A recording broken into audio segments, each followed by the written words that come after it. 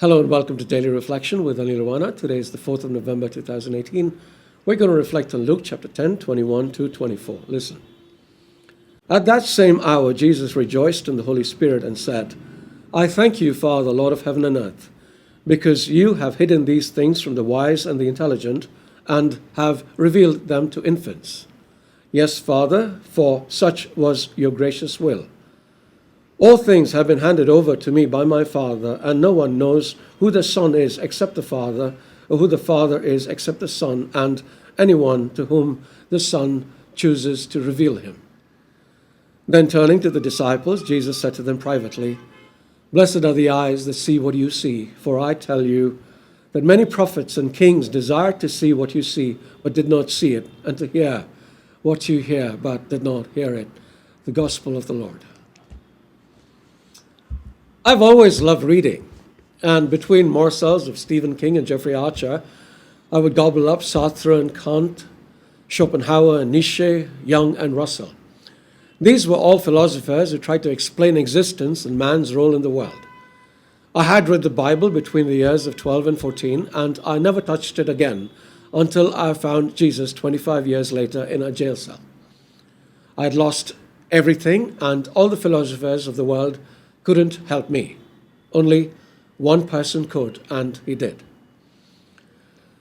Knowledge is not a bad thing, but it becomes bad when it puffs us up, when it makes us think we have the answers to all the questions, when we think we know better than others, when we believe we are smart and everyone else is stupid.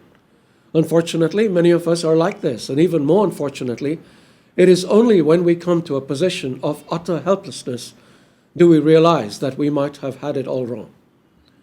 It took me 25 years to discover that I had everything wrong, everything.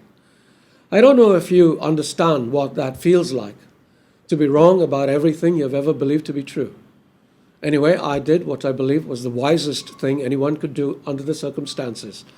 I took a duster to the blackboard of my mind and wiped everything out, and I started writing on it again.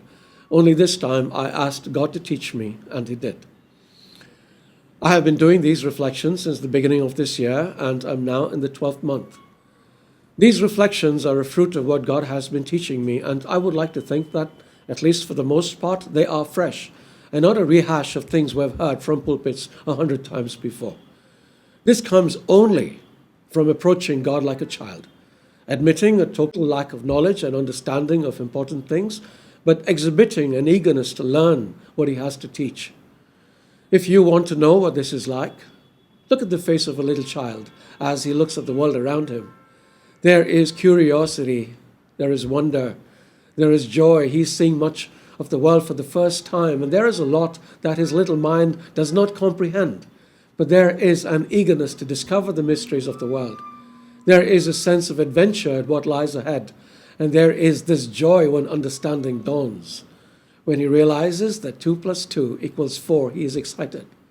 Want that excitement again? Learn like a child. God has much to teach little children. God bless you.